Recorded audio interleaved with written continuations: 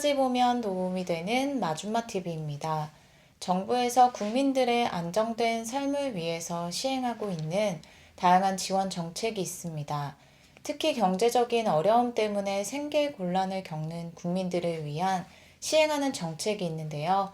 대부분 지원 제도가 그러하듯 신청을 한 사람에 한해서 받을 수 있기 때문에 2월부터 반드시 해당 내용을 잘 알아두시면 좋을 것 같습니다. 정부에서 생계비를 지원합니다. 하지만 예산을 두고 운영하기 때문에 예산이 빠르게 소진되면 조기 마감될 수 있습니다. 2025년 예산 범위 내에서 지원하는 사업인 만큼 오늘 영상을 통해 많은 사람들이 잘 알아두시면 좋겠습니다. 그런 관련 내용이 궁금하신 분들은 오늘 영상도 끝까지 봐주세요. 총 884억 6,200만 원의 예산을 편성하여 생계비를 지원하는 정부 사업입니다. 지원 관련 완화된 내용들도 있어서 정부 혜택을 받을 수 있는 사람들이 보다 확대되었는데요. 조기 마감될 수 있으니 2월 11일부터 꼭 신청해 보시길 바랍니다. 해당 사업과 관련이 있는 또 다른 정부 사업이 있는데요.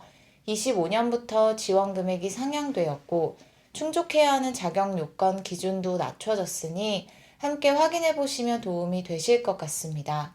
3,501억 원의 예산을 편성하여 25년 한 해 동안 국민들에게 지원합니다. 정부 지원이 모든 순간 필요한 것은 아니지만 어려운 순간이 찾아올 때는 작은 도움이라도 절실할 수 있습니다. 올해는 정부 지원 정책 수급의 중요한 기준이 되는 기준 중위소득이 크게 인상되었습니다. 기준 중위소득이 어떻게 결정되는지에 따라서 수급 대상자가 달라질 수 있기 때문인데요. 3년 연속 역대 최대로 인상되었습니다. 4인 가구 기준으로 6.42% 늘어났는데요. 이에 따라 연간 최대로 받을 수 있는 생계급여액이 기존보다 141만 원 상향되었습니다. 그리고 살다 보면 정부에서 실질적인 도움이 필요할 때가 있는데요. 가게를 꾸려나갈 때 실질적으로 도움이 될 수 있는 지원 제도로 올해부터 소득과 금융재산 요건이 지난해보다 완화되었습니다.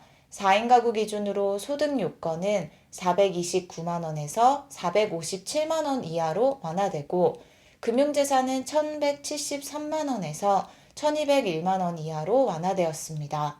소득과 금융재산이 완화됨에 따라 지원 대상도 조금 더 늘어날 수 있는데요. 25년부터는 지원 금액도 인상되었습니다. 최대 1인 가구 438만 원, 4인 가구 1,122만 원 지급받습니다.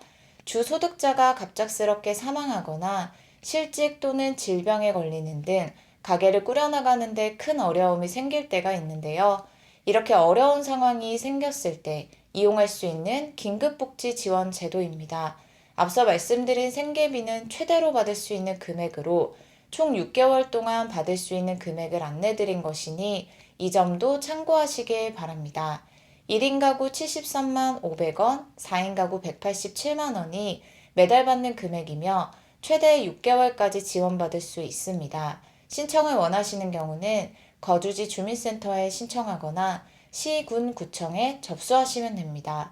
그리고 지자체마다 정부의 긴급복지 지원 제도를 이용하지 못하는 분들을 위해 별도로 지자체에서 운영하는 긴급 지원 제도가 있을 수 있으니 본인의 거주지역 주민센터에 꼭 문의해 보시기 바랍니다.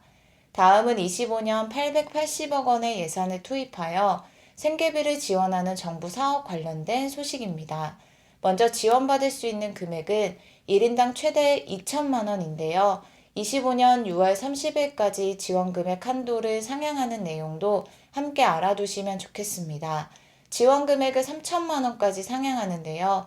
이는 특별재난지역의 경우에 한하여 시행됩니다.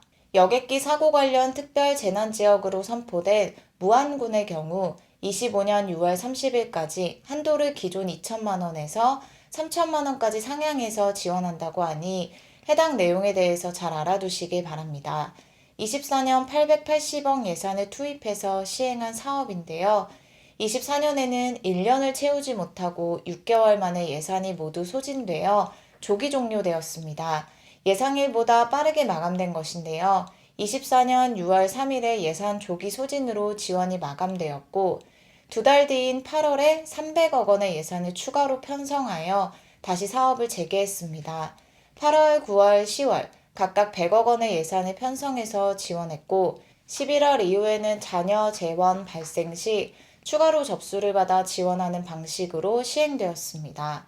이처럼 올해도 지난해와 마찬가지로 예산 조기 소진으로 빠르게 마감될 수 있으니 지원이 필요하신 분들은 오늘 내용을 확인하신 후 늦지 않게 신청해 보시면 좋을 것 같습니다.